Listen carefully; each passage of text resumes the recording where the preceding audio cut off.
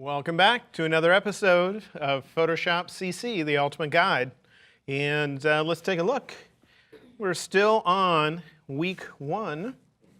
Here are the sessions for week 1. We're on the last day of the first week, and we're therefore at the end of our first of 3. We have 3 weeks left after this session is over. Today, our topic is layer masks. Layer masks is a feature in Photoshop. I believe I hinted at them when I talked about the layer essentials, because we saw a mask in one of my images, but today we're going to explore them in depth. So I'm going to jump right over into Photoshop so I can spend as much time as is practical there, and we can get the most done then. Here I have an image that I worked on in one of our previous sessions. It's also the same image that you saw in a layered image where I had the word coffee, and there was just the mug being used as the letter O.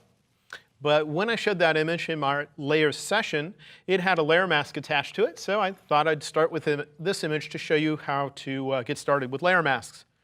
If you look at my layers panel at the moment, I have a single layer called background. The background is the only layer that usually can't contain a layer mask. If you have an older version of Photoshop and you try to add a layer mask to the background layer, it wouldn't allow you to. You'd have to double click on the name of the layer, change its name, before you'd be able to do it. In the more modern versions of Photoshop, I believe it will now allow us to add a layer mask to what's called the background layer, and it will simply automatically convert it to a normal layer. The same thing that you would get if you double-clicked on its name and changed it, or you clicked on the lock symbol to unlock it.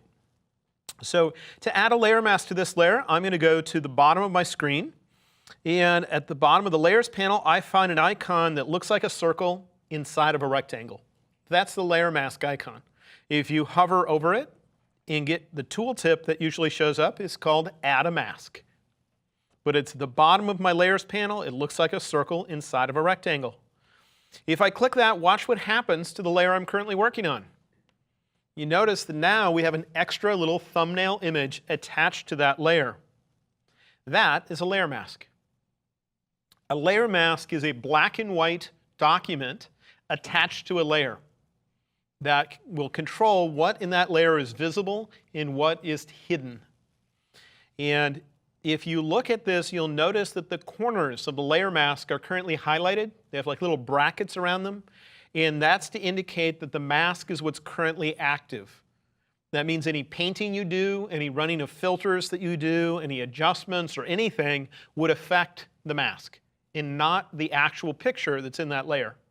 If I click on the thumbnail to the left in my layers panel, you'll find those little bracketed corners move over there.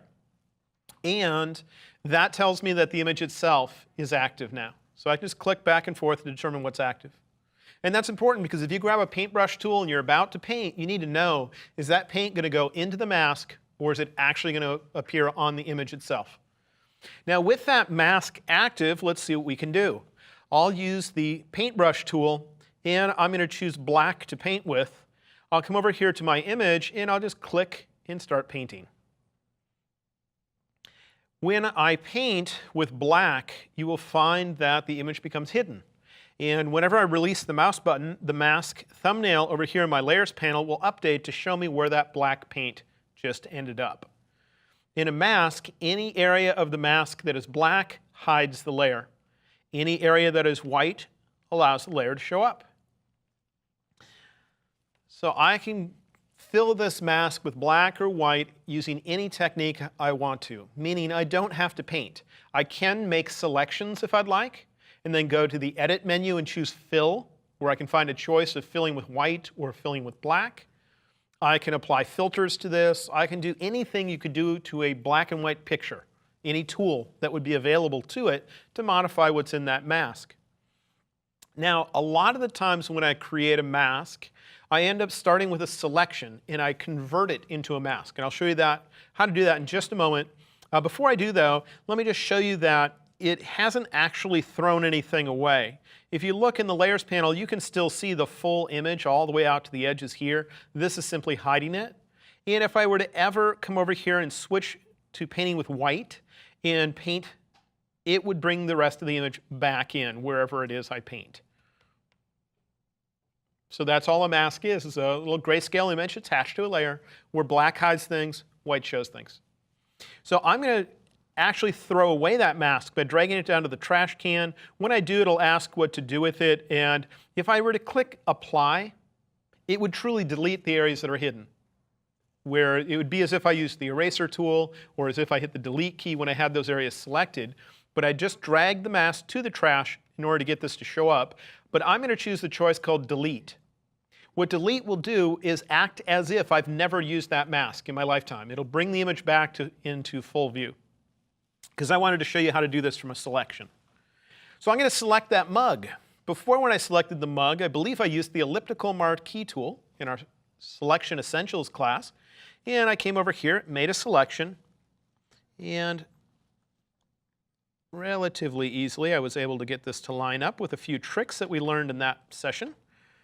And I think to add the handle, I came in and used the quick selection tool to paint out on that handle. All right, now I have this object selected just like I'd like. I want to hide the background without actually throwing it away. So if I have the selection active, at the moment I go to the bottom of my Layers panel and I click on the Layer Mask icon, watch what happens. It converts the selection into the mask, meaning that the mask is filled in automatically, where any area that was not selected turns black in the mask, therefore becomes hidden in the image. And the area that was selected remains white in the mask, and white allows the layer to show up. And so that selection goes away because it got converted into the mask. Then I can modify it. I can just grab my paintbrush tool if I need to make any changes, but overall it looks like a relatively clean end result. Maybe in this particular case I might want to get rid of the handle just after thinking about that I want to simplify this. So therefore I could grab my paintbrush tool. I would choose to paint with black because black hides things, and I can come in here and paint to get rid of the handle. Like that. I simply need to make sure when I paint that I glance over here briefly to make sure the mask is active. Because if this is active instead, when I grab my paintbrush tool and paint with black, you'll get black paint right on your picture, because that's what's currently active. I'll choose Undo. I need to click on the mask to make sure its corners are highlighted. Then anything that I do will affect the mask. And I'm not limited to the paintbrush tool. I can, for instance, come up here to the filter menu. I could blur the mask. If I choose Gaussian blur, that's going to blur the contents of the mask, and it will cause the edge to fade out, be soft. You see the image fading out now? Or I could instead use other filters. I can come over here and try Ripple. Ripple is going to distort the edge to make it so it's not smooth. See if I can find the edge. There it is. And here I can choose by how much. Maybe I just want an interesting looking edge. I click OK. And it might be difficult to see here because I have to zoom up. It's a high resolution image. But if you see it, can you see a rippled edge now? So it's any tool that will work on a grayscale document can be used when that mask is active. So if I only show you a couple tools that I happen to use, just know that all the other tools are available that would work on a black and white picture. That's all it is a black and white image attached to a layer. All right, let's work on more complex images and do some fun stuff. Here, I have two images that I've already put together. To put these together, if you look at my Layers panel, I have two of them. What I did is I went into Bridge, and in Bridge, I found the images I wanted to work on, which are right here. I selected both of them, and I can choose Tools, Photoshop, Load Files into Photoshop Layers. And you have the same or a similarly worded command in Lightroom as well, if you choose to organize your images in Lightroom. And what you would do there is you go to the Photo menu in Lightroom. There's a choice called Edit In, and on a side menu, it will talk about loading the files as Photoshop Layers, which would do the exact same thing as this would. When you run that command, you end up with a brand new file with one layer for each image. So if you had 10 images, you'd have 10 layers. But in this case, I only have 2 images. So in this case, what I have is a long exposure to get this silky water look. But the problem with doing a long exposure such as this one is that if you look at it closely, there are some of the leaves in this photograph that are blurred because it was a little bit windy. And so when you get the long exposure to get a nice smooth looking waterfall, you get the blurry leaves. So I took 2 shots here. This one with an extended exposure and also this one with a much more brief exposure. And that allowed me to capture this where the leaves look crisp. I would like to combine these 2 images together so that if there's any areas where I don't like the fact that the leaves are blurred here, I can look at the alternative version that's sitting right below it. To accomplish that, I'm going to simply click on the top layer and add a layer mask. I'll use my paintbrush tool, and I'll just make sure I have a soft-edged brush when I do this, because if I use a hard-edged brush, you'll be able to see exactly where it stops. With a soft-edged brush, it will slowly fade out on the edge, and I can easily come in here and change this. So I'll paint with black, and I'm just going to paint where those leaves were in motion. And you can see how I can bring them in. And I can do that for all sorts of areas within this. There are some areas that would be very difficult to do because if these leaves ever overlap the waterfall itself, or the rapids, or whatever you want to call these, like right over in here, then we're going to end up getting the shorter exposure on the water as well. So we will be limited on where we can do this. But if you want to see the difference, I'll just turn off the top layer. There's what the bottom layer looks like, which is the short exposure, where I don't like the look of the water as much. And then I put the top layer on, and you can see the result of the 2 put together. And then there's a way to temporarily turn off this mask, to say what would it look like if I let the entire layer show up. And the way you do that is you hold down the Shift key. If you hold Shift and you click anywhere within the mask thumbnail in your Layers panel, watch what happens to it. Do you see a red X goes through it? That means it's temporarily disabled. And all I was doing is holding down Shift, and I clicked anywhere within that mask in my Layers panel. So there, I'll turn it back on, and you can see getting those crisp areas to appear. Let's try this with a different image, different kind of concept. It'll still be the same process we're going to use. We're going to be combining multiple images. But this time, here's what I ended up capturing.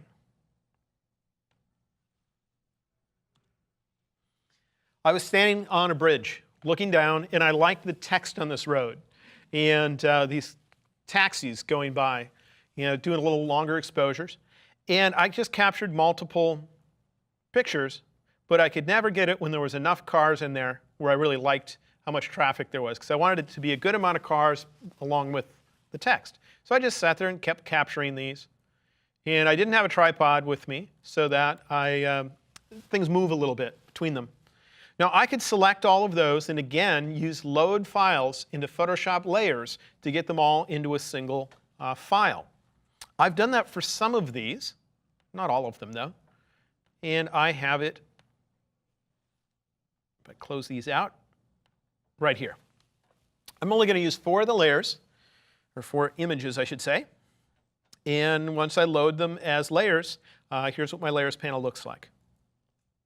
Now the first thing I'm going to need to do is, if I turn these off, do you see the road moving within the frame? I need to make sure they somehow align. And I could try to possibly lower the opacity of the top layer so I could see through it to the layer that's underneath, and then use Photoshop's Move tool to try to move it around and get it to line up with what I can see through there. But I don't know about you, I don't feel like spending the time to do that. Especially if my camera rotated at all, then I'd have to be rotating the pictures and it would just not be pleasant. So what I'm going to do instead is I'm going to select all these layers in my Layers panel. I'll go to the Edit menu, and that's where I'm going to find a special choice. It's called Auto Align Layers. Auto Align Layers is what Photoshop uses when you tell it to stitch a panorama. When you do a panorama, it compares what's on the edges of the photos, and if it finds common information, it lines them up. And so here when I choose Auto Align Layers, I'm just going to click OK without even looking at the options, default settings. And let's see if it does an OK job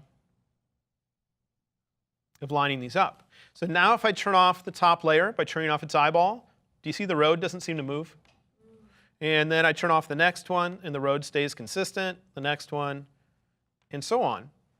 And the only thing I'm going to need to do is crop the image down to where I have no transparency around it. There is a crop tool right here in Photoshop. I can just grab it, crop in a little bit. Oops, didn't mean to. There we go.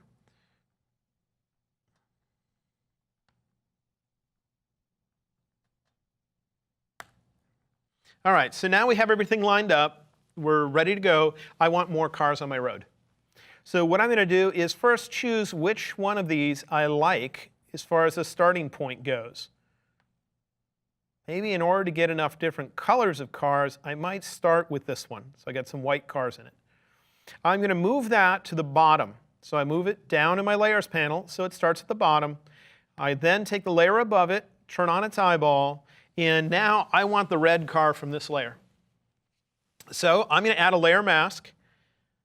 And all I'm going to do here is grab my paintbrush tool, and you remember that we can paint with black to hide things, right? So I'm going to hide this area here, which is going to reveal whatever's on the layer underneath.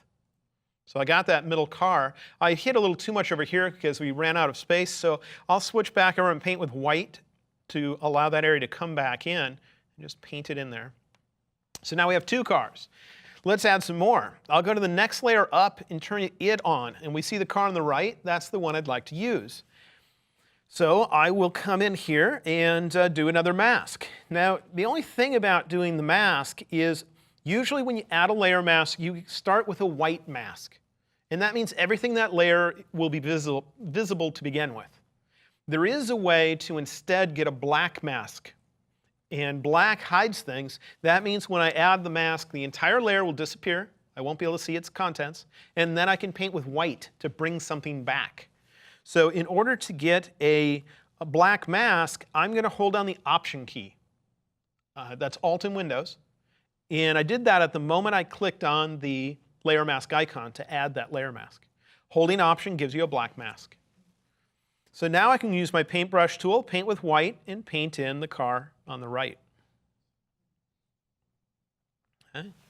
Then I'm not sure if I need to use the layer that's on top, but let's see what's there. It's a little car in the middle. I don't think I need that unless it looked like there's an accident going on because there'd be a red and a white car there at the same time. So I think I will discard that. But now if you look at this, we have three cars. And those three cars are from three different photographs. Now I might want that one little white car I saw one a minute ago. When I turned all these off, do you see the car on the right side there? So what I'd have to do is turn on this layer that's above, and that's what's covering it up. And I would need to paint with black to hide the layer that's on top there. And then I'll put this back on, and it also needs to be hidden because it's covering some of it up. And finally, I need to crop just a little bit tighter because the edge of the photo was there. So I'll go to the crop tool, pull this in. And you'll find when you only need to crop out a tiny amount of your image, oftentimes the crop tool will snap to the edge of your picture, and it seems to be almost impossible to get it to crop a small amount. If that seems to be what's happening for you when you try this, you can hold down the Control key after you click the mouse button. So you click the mouse, you start to drag the cropping rectangle, then hold Control, and that prevents snapping. And therefore, you can get just 1 pixel easily cropped out. Looks like I'd need to do a little bit down here as well. But you get the idea of how a layer mask can be useful here. And the main thing is none of what I just did is permanent, because these masks, I can always come up with a Shift key, click on it to hide or disable the mask, and do the same to this one to see what it would look like with or without them. But there, I like how I can put that together. Now this can be used in the opposite way. Here, I was adding cars. What if I could never get a clean shot of the road, and all I wanted was the road's text with no cars there?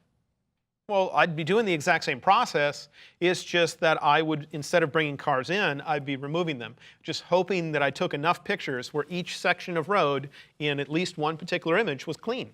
I mean, if you want to see that, we could come in here and I'll fill these masks with white. And we'll try to get it so we just have a clean. So here I'd need to get rid of that car that's in the back and the car that's in the middle. So I turn on the next layer up and I look at just those two spots where the two cars are to say, is there road there? There is where the one white car is. So I'm going to make this mask black so that everything disappears from this layer. One way of doing that, if you already have the mask, is to choose invert. Command-I. Invert means give me a negative of what I currently have. So if you currently have white, you end up with black. If you watch the mask, you'll see it happen. And then I come in here and paint. Just with white right there. Then I can go to the next layer and see if that area where the white car is happens to be covered up when I turn this layer on. And yes, it is. So I can come over here, and I'm also going to make that mask black. I can type Command-I as a keyboard shortcut for invert. I get used to using it so much that Command-I is what I usually use. That makes the mask black, and I'm only going to use this portion right here. So there, we got a nice clean road. Now, I would most commonly do this not on a road, but on some sort of touristy location where I can't get a clean shot of whatever the landmark is without tourists in the shot. So what do? I either put my camera on a tripod or I brace it up against a tree or something else so that I'm not going to move it much.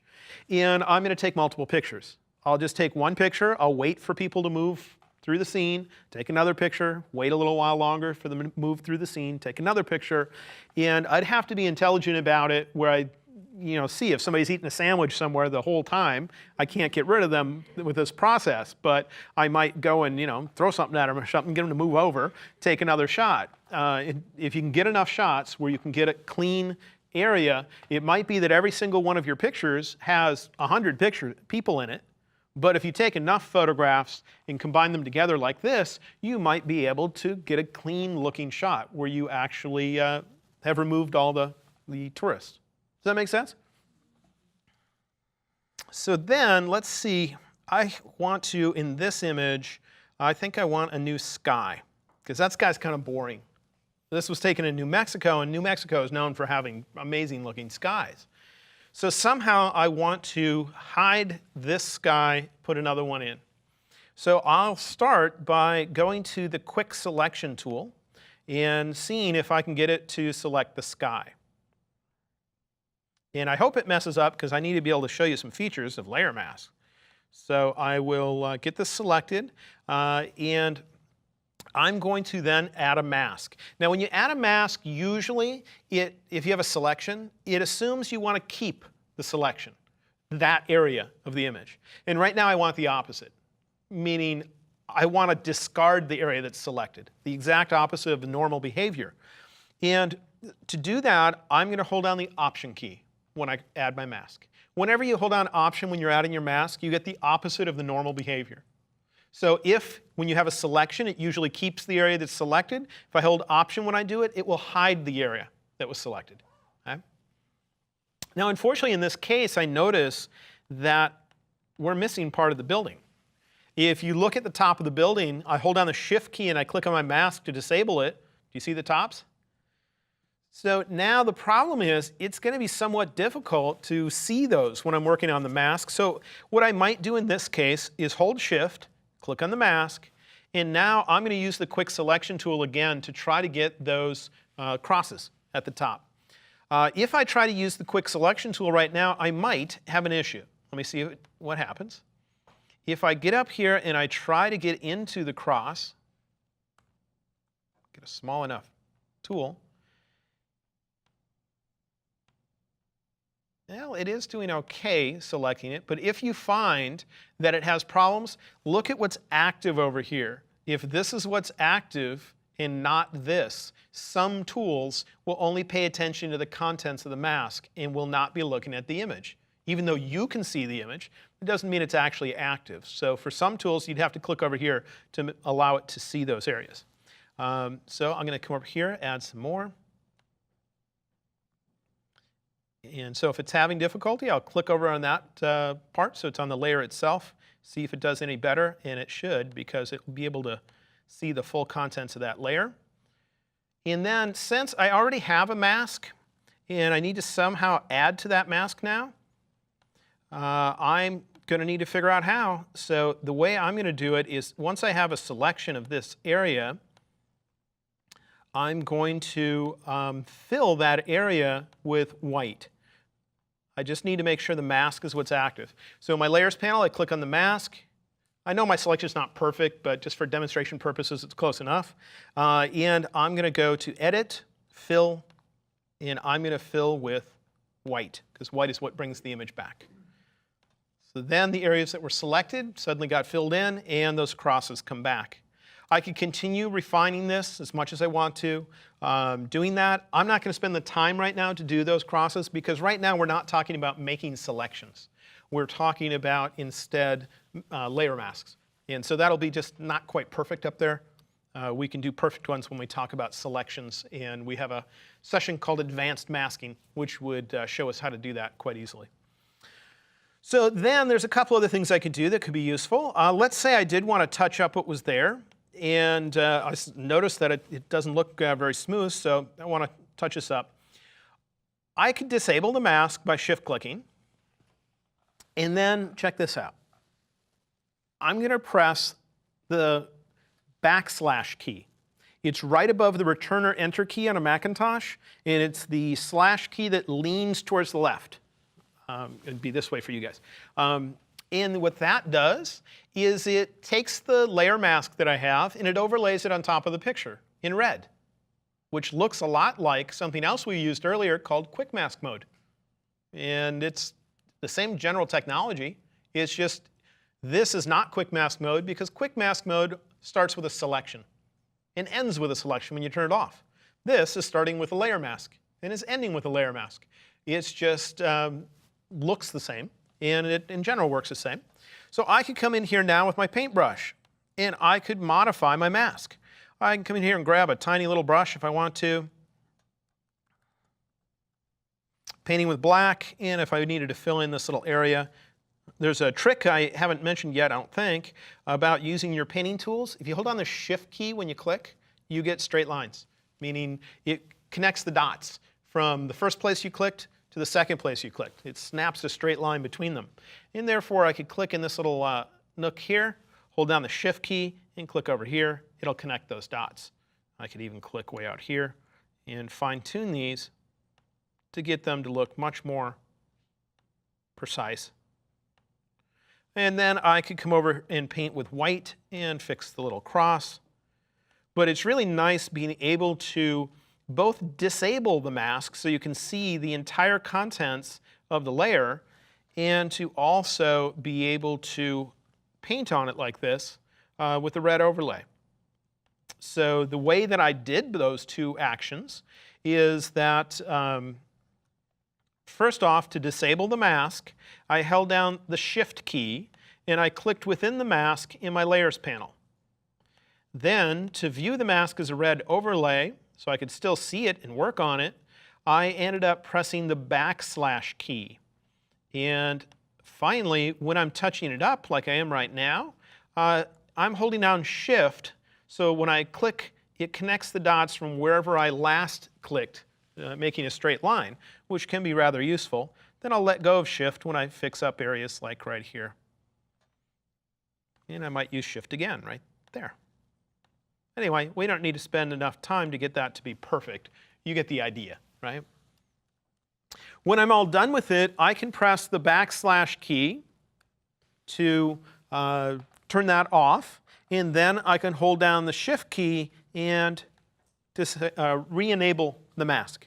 Now I do notice another area that has an issue, and that is, do you see a bush on the left side of the photograph, and I can see a chunk of whitish blue sky right there? Well, let's see if there's some way we might be able to be tricky in that area and get some work done without trying too hard. I'm going to disable the mask so we can see what was originally there. I'm then going to select the general area that has the issue, which should be right there. I'm going to copy the picture that's right there within there. Now, I got to be careful because what's active right now? The mask is, isn't it? So if I choose copy, I'd be copying the contents of the mask. I want to copy from the picture. So, edit, copy. Then I'm going to go to the mask. And I want to paste this into the mask. The thing I just copied, I want to paste right in there. Well, the problem is if I go to the Edit menu and choose Paste, watch what happens. Do you see what it just did? It created a brand new layer. It didn't put it in the mask. I'll choose Undo. I want it to go in the mask. The mask is active, and if I use the paintbrush tool, it would paint there. If I used a filter, it would apply to that. Why won't it allow me to paste into it? Well, the mask must be visible on your image where you can see it right there. We've had the mask visible before. You remember it as a red overlay? So I'm going to do that. Just hit the / key so it's a red overlay. As long as the mask is visible on the image itself, then we can paste into it. Okay? So I just pasted into it, and I have in there the opposite of what I want, because the bush is dark, the sky is bright. The problem is dark stuff, meaning black, hides things. So you see the bush starting to disappear. I need the exact opposite of that, so I'm going to invert. Invert means give me an opposite of what I have. Give me a negative. There we go. Now, what this is it is now has the actual picture itself in there. And we're going to use the picture itself to determine where this edge is. The only thing we're going to have to do is adjust it. I'll come over here and choose Adjustments and choose Levels. We need to make sure that the bush itself that we just pasted in turns all black, or all white actually, and the sky turns all black because black hides things. So I'll bring in this, and you see the bush coming in? And then I'll bring in the opposite side and see the sky starting to get covered with. Cool. Click OK. And now let's get rid of my selection, and I'll turn off the red overlay. Do you see how now I have that pretty nicely masked? There is one little line in here where the edge of my selection was. I'll have to come in with my paintbrush and just fix that tiny area, painting with white too. That's because my selection had the tiniest bit of a soft edge to it. It's what's known as anti-aliased, and so it still had a little bit there that was gripping onto. But now that little part here where we used to have sky still showing up is gone. Now we're going to do that same technique again in a little while on a different type of image, and it'll probably make more sense to you then, but I just needed to fix that, so I had to figure out a method for doing so. All right, so now we have our sky relatively well isolated. Let's grab a replacement sky. I'm going to go over to Bridge, and let's see, which sky should we? That's a New Mexico sky. I think this one looks pretty cool. I'm going to just drag it on over. Hopefully it's big enough. Yeah, it looks like it. Now, since we have some foreground here, I'm going to have to make this even bigger so that that stuff gets pushed beyond the edge of my screen. I'll just scale this so that that stuff is going to be covered up by the foreground of my other photo. Press Return or Enter. And in my Layers panel, all I need to do is move this underneath. There. Now we have our replacement sky. And it's not permanent. So if I notice any problems in the image, and I do notice one area, I doubt you can see it, but I happen to notice there's a little bitty line right there. I'll click on the mask, and I just need to touch it up. Oops. Let's see, I got to paint with black. I don't know if you can see there's a tiny hint of a line there. So now we've ended up being able to replace that sky.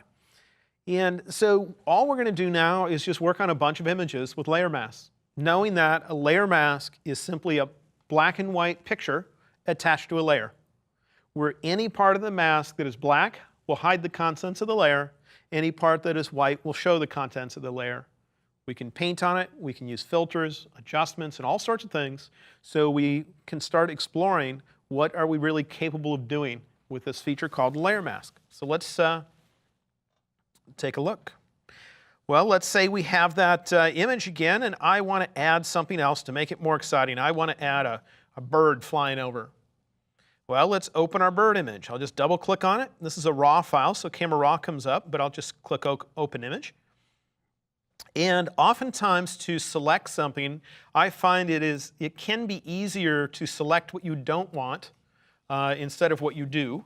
Meaning, for me to select the bird itself, there's a lot of variation in color and in brightness. But the sky is so simple that probably the quick selection tool will allow me to just paint around it. Although in this case, it decided to include the bird. I'll hold down the Option key, see if I can take away. So in this case, I could have been wrong in that since well, let's try a different method. There was a tool that I mentioned when we talked about selections that I said wasn't very useful. It was called the Tragic Wand tool. That's what people call it, the Magic Wand tool. Well, sometimes it's really useful. This might be one of those instances. I hope so, though, because I haven't tested it. It could mess up on me. We'll see. Let's make a general selection like this. And then let's grab the Magic Wand tool. With the Magic Wand tool active, I'm going to hold down the Option key. I don't know if you remember from our selection class, Shift would add to a selection. Option, which is Alt to Windows, takes away. And I'm just going to click on the sky here to say Take Away Sky. And boom. It just took away the color I clicked on, which was blue sky. I had to be holding down the Option key. Option means take away. And I said click to take away this color. And there, it's got me an OK selection. So that was just a little trick. Let's then use a layer mask. So I'll click the layer mask icon. And now we have the background removed. We can then use the Move tool. And I can drag this to the other tab that's on my screen. Hopefully that's that document. And then drag it into that document. Oh, it's huge. Yikes. And I'll close the original, the other tab. Then, to scale them down, I type Command-T. Remember, Command-T, when we talked before, transforms things. It's a keyboard shortcut that's the same as choosing Free Transform right there. Now, when you transform some things, this particular image is so huge that those transformation handles that we usually see on the corners are beyond the bounds of my screen. It's as if they're way out beyond my laptop edge out here. And so I can't see them. Here's a trick. If you ever try to transform a layer and you can't see the transformation handles because they're beyond the bounds of what you're viewing, type Command-0. That's Control-0 in Windows. Command-0 is a shortcut for this command right here. It usually means fit the picture I'm working on within my screen. And most of the time, it will think about the document you have here. But when you are transforming something, it's thinking about the transformation handles. Therefore, if you type Command-0, it means zoom in or out enough so it fits within my screen. Okay? So now I can actually see where they are.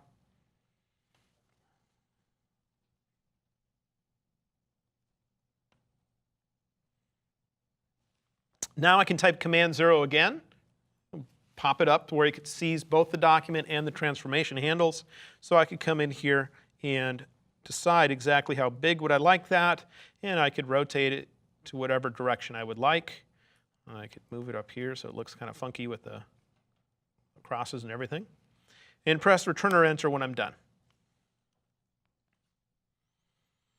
And we could just continue adding elements to this image if we'd like. The process would remain the same each time we do it.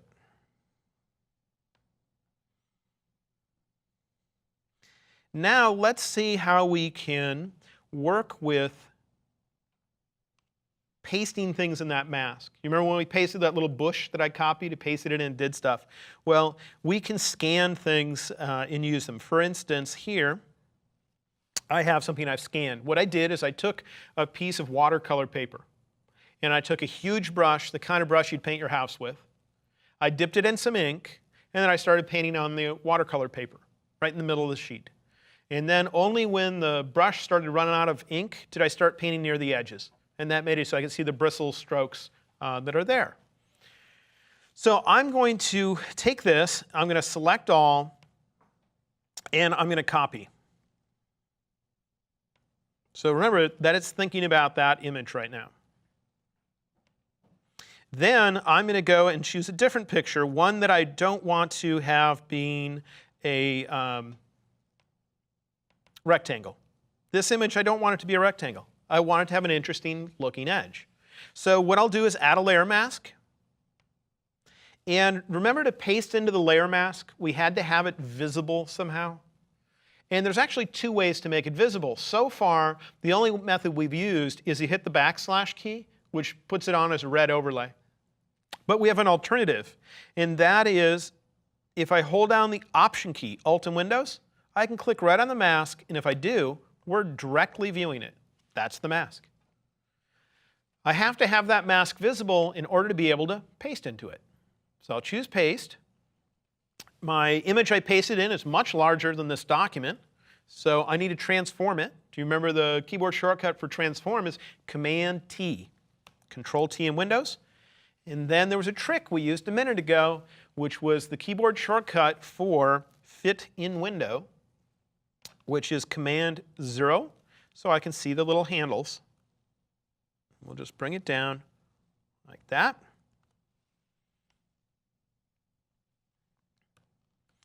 Now, in a mask, black hides things, doesn't it? So if we use this, the middle of the picture will be missing. I might want the opposite of this if I want to hide the outer areas. And to get that, I'm going to end up inverting it. Command-I. Invert means give me a negative of what I currently have. So all the white areas will turn black, all the black areas will turn white, and so on. So when I choose invert, that's what we have. So now if black hides things, shouldn't the edge of the photograph be hidden? And if white shows things, the middle should generally be visible. But notice that in the middle, it's not truly white. There's something in there, right? So if I no longer view the mask, instead I view the image itself, I'll hold down the Option key once again and click on the mask. That's how I got into this view, is I held down Option, Alt and Windows, and I clicked within the mask. If I do the same thing a second time, it gets me out of this view. So now, if you look at the middle, instead of seeing just the image, I can see like it's broken up. I can see a hint of a checkerboard showing through. And those are all those areas that are not solid white. If there's any shade of gray whatsoever in there, it will make it partially show up in there. So all we're going to do is adjust our layer mask. What we're going to do is this slider here on the right forces areas to white. And I'm going to pull that in. Usually with an image like this, there'll be one big hump on the right. I'll pull it into the end of that. And all that's doing is taking the texture that was in the center portion of that image that I pasted into the mask, and instead of having little shades of gray in there, it's now wiped it out to solid white. And so now I can do that. Finally, I want this checkerboard to not look like a checkerboard. I want it to be a solid color. So I'll go to the bottom of my Layers panel, and there's a feature we haven't used yet, and that is if I click on this icon down here that's a circle that's half black and half white, one of the choices in here is called Solid Color. And that means just create a layer that's full of a solid color. It's called a Solid Color layer. And the color picker comes up, and I can tell it whichever color I would like. I'll choose white. I'll then move this newly created layer down so it's underneath, and therefore I can see it without the checkerboard because we just have something to fill in that empty area. What's nice about a solid color layer, remember I went to the bottom of my Layers panel. The half black and half white circle is where I found solid color. That's how I got it. But what's really nice about it is you can double click on this portion right here, and it'll bring you back into the color picker. And you could change the color in the future to anything you want. So if I wanted black back there, whatever you would like, but it's not a permanent change. You just double click on this little swatch of color. It comes with a mask on it, so if you don't want it to fill your entire screen, you could paint on that mask. In my case, I do want it to fill my entire screen, so I can just leave the mask white. Or if I want to simplify the document, I could drag the mask to the trash. Delete layer mask, sure. If there's no layer mask, it just lets the layer show up, filling the entire document. I can click back on the layer above and I could add some special features to it. I can go down to the letters FX at the bottom of my screen and I could try something like maybe a drop shadow. So then we get a little bit more dimension to the image. Can you see my little drop shadow that's in here? Or I could try something called bevel and emboss, which will add a little 3D edge to it, kind of. Whatever you'd like. And if that's too much because it starts looking busy, you can just drag the word effects to the trash. Say, nope, I liked it better simple. So I end up scanning all sorts of things. I end up, let's see, I get some handmade paper, put it on a black sheet of paper so there's separation between it and its background, and take a picture of it. Can't we paste that into a mask? If black hides things, wouldn't it hide the outer part? And the only thing we need to do is adjust it so that this outer part is solid black, not this kind of mottled black. And the inner part should be white. And so therefore we could use this, and if we do, now we're going to get this really nice edge that we see here. It's going to crop our photo using that same shape. But it's the same process that I just did. And I've included some edges with this class. My wife, I had her go through and make edges for us. And actually those two, I'm not sure if they're in the downloads. Let me show you which ones are. Here's the ones that she just created for this class. So you get this. This one can be fun because you can adjust it to make the whole center black so it disappears, or you can actually apply this in other ways where, let's say I had text. If I apply this to text, it'll look somewhat like a rubber stamp. Do you know how with a rubber stamp it doesn't apply perfectly to the entire surface? We'll put this in a mask, adjust it with levels until it looks good, but this will make it look like your text is not perfectly showing up. Instead, it's partially disappearing in places. Here's one that looks like a Polaroid, but that's pretty simple. And there's another edge, another one. So anyway, I just had her work on creating a bunch of these edges so you don't have to. She also created a bunch of layouts for us with layers. Here are the templates. I think I mentioned these in a layers class. So you have all of these with hand-lettered text to use. We have little cards as well. So all these kinds of things. Yes? How do you say, if we made one?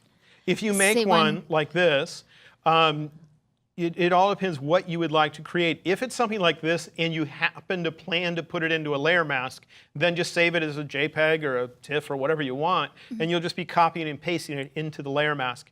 If, on the other hand, it is a layout like one of these, each one of these rectangles would be on a separate layer, and you would save the end result in Photoshop file format or TIFF. Then you would be able to open that again in the future and still have those layers and work with them. But we have a whole session on file formats and things. It's actually one of the bonus videos. But you would save it with the photo in it? Can you save it without a photo in it? Certainly you can. Just have a colored box that represents where the photo would end up. Okay? All right, let's get back into layer masks. Let's see if we can use the same concept we just used when it came to this image here, but we're going to use it with clouds and see if we might, and I'm not sure how successful we'll be able to see if we can somewhat remove the background on the clouds. There's a different feature I'd rather use for this, but let's just see if it works with layer mask. I'm going to select all and copy. I'm going to add a layer mask, and I'm going to view the mask by option clicking on it. Remember, option click is what got us to view it. And I'll paste the picture right in there. Command V is what I just typed. It's the same as choosing paste. Now, black hides things, doesn't it? Isn't the sky close to black? All we need to do is adjust this and try to get the entire sky black, if that's possible, and I don't know if it will be or not, because I haven't tried this before. Then we could get the background to disappear. We'd need to get the skies to be white to completely show up, though. So let's just see how close we can get. I'll type Command L, that means levels, or you can choose image adjustments to get to levels. I'm going to pull this in and see if we can get the background. Not sure how close we'll get.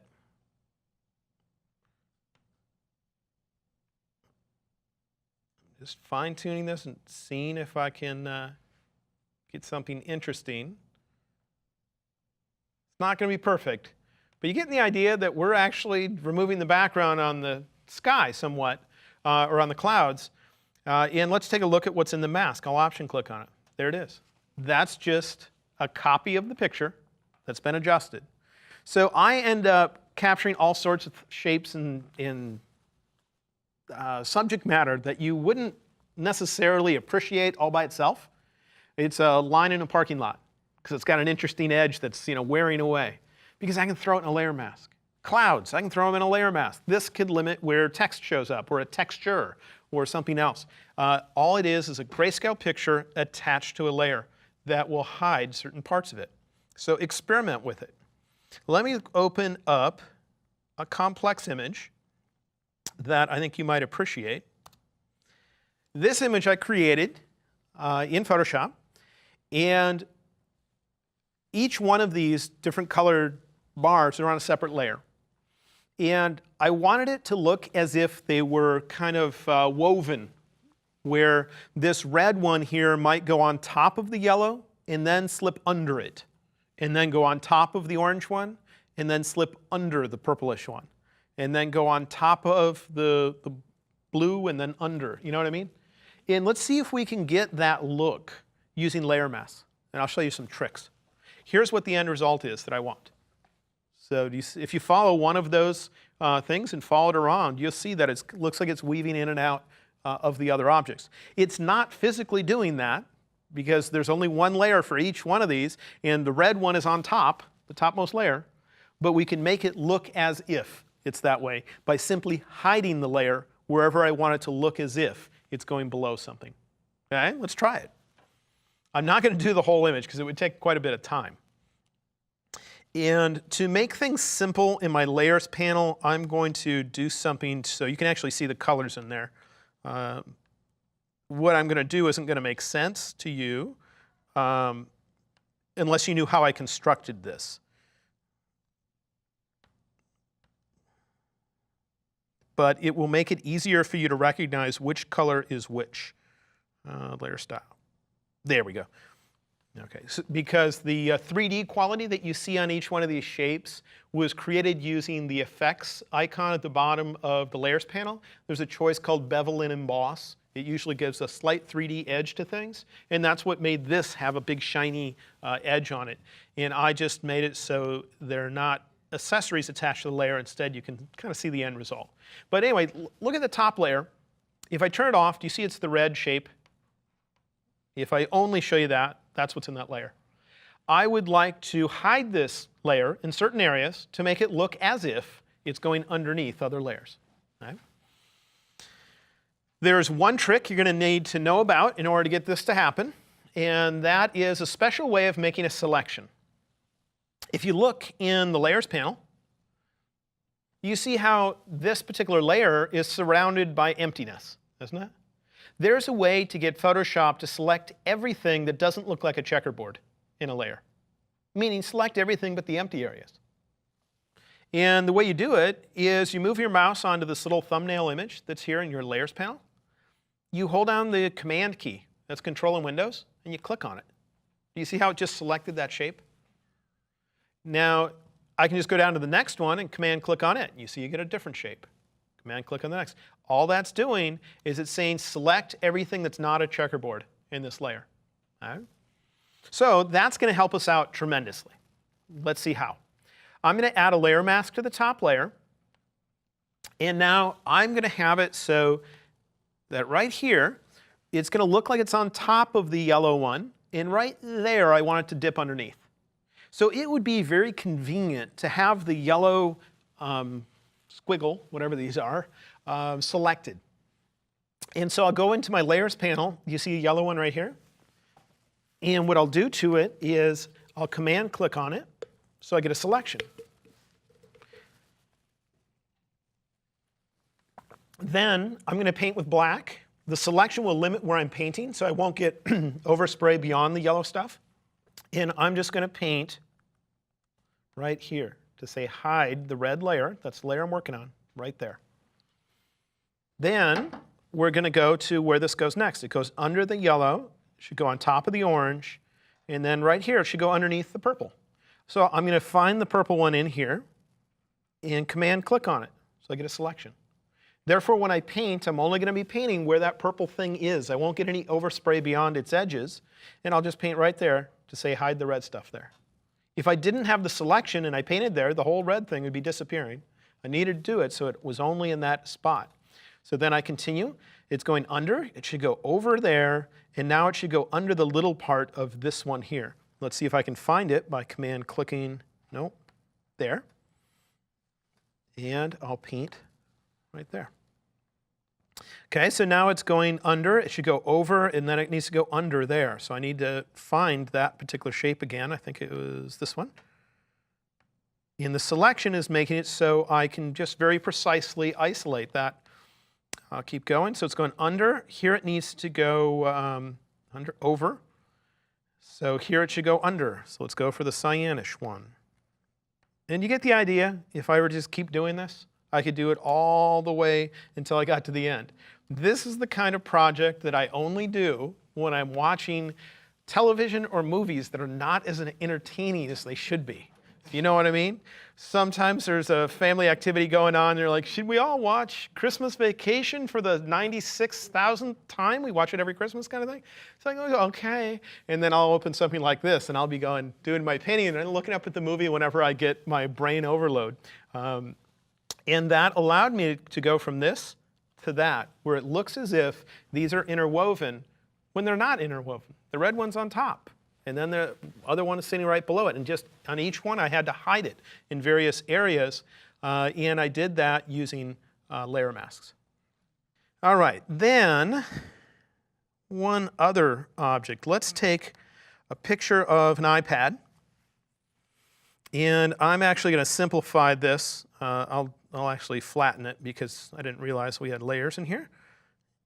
And I want to put a different picture in there, and then I got to show you how you can move the picture and not mess up your end result. So let's go pick a picture to put in here. I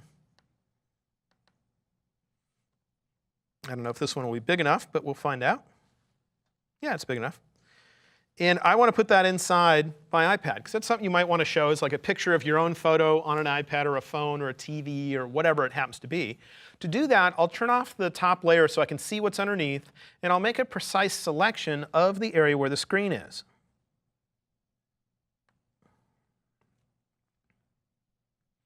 Then I'll turn that layer back on, and I'll just add a layer mask, so we only keep the area that's selected. Cool. So now we have it on our iPod. But here comes the problem. What if I want to reposition or scale the picture now? To reposition it, you just drag. That's not going to work. And the reason why that's happening is if you look in the Layers panel, you see that the mask and the image are linked together. See the link symbol, the chain? That means that if I move or transform them, both of them will change. If I click on the symbol to turn it off, now when you move or you transform, it's only going to move or transform what's active, which means the image or the mask. So I will do it on the image. And now when I use the Move tool, do you see how I can move them around within that? It's only when I run out of space do you see what's underneath. And if I were to type Command T to transform, the mask will not get transformed with the image. Whereas if it was not unlinked, then the mask would have been transforming along with it. So if the mask ever lines up with something on a different layer, like what's underneath, that's when you probably want to unlink the mask, because the mask should stay lined up with whatever that is underneath. And so therefore you could move this layer around without messing it up. You can always link it again by coming in here and clicking right where the symbol used to be. Now when I type Command T, you will find that when I transform this, not only does the image change, but so does the mask. The mask gets smaller along with it. So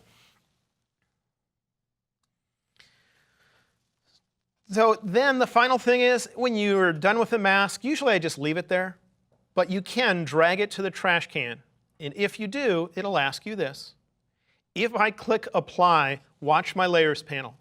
Look at the picture of the elephant, and when I click Apply, do you see that it actually deleted the areas that were hidden? choose undo. Or if I drag it to the trash and I click delete, delete means act like I never had one. Bring everything back into view. So when I choose delete, you see the whole picture come back. So you don't have to throw them away though. The other thing you can do is you can drag them between layers. So if you want to use the same mask on more than one layer, you can just drag it to the other layer. It will move it between the two layers. If you need to move a copy, hold the Option key. All right, so this has been layer mask. Now, we only got into the basics of layer mask during this particular class, and that's because we're going to be using layer masks for all sorts of things. We have an entire session on adjustment layers, for instance. Every adjustment layer you ever create has a layer mask attached to it. So we're going to be using layer masks in that session. We have other sessions like advanced layers, and that's where we'll also be using layer masks. So we'll add on to what we talked about here. I just needed to make sure you had some of the basics of layer masks down. And it'll take some practice. You don't have to know everything I showed you here by any means whatsoever. The only thing you need to remember is how to add a layer mask, and then what happens when you paint with black, what happens when you paint with white, if you can remember those things. Also, you should remember that you should look at your layers panel and look for the brackets around the corners, because it tells you what are you about to paint on, the mask or the layer that it's attached to. And those are the most important parts. All of the other things, especially the little tricks we did, like pasting things into masks and all that, you don't have to get into all that until you've really had a lot of experience with masks. Then you can start getting fancy like that and review this video to remind you of how to do that kind of thing. So Monday, next week, we're going to start talking about tools and panels. That means that so far we've been using big features like selections and layers and layer masks, but we haven't really gone on a tour of some of the tools that are in our tools panel. But now we know enough features in Photoshop so that when we do tour those tools and the panels that have the options for them, we can do stuff with them. Had I started with that, we wouldn't have known how to use a layer mask yet. So when I end up using a tool, I'd have to stay away from the fancy features in Photoshop and only stay with the most basic. But since now we've gotten through enough features, I think it's a good time where on Monday we can tour a good number of the tools that are in Photoshop and look at all those panels that fill up your screen. But between now and then, why don't you go to Facebook?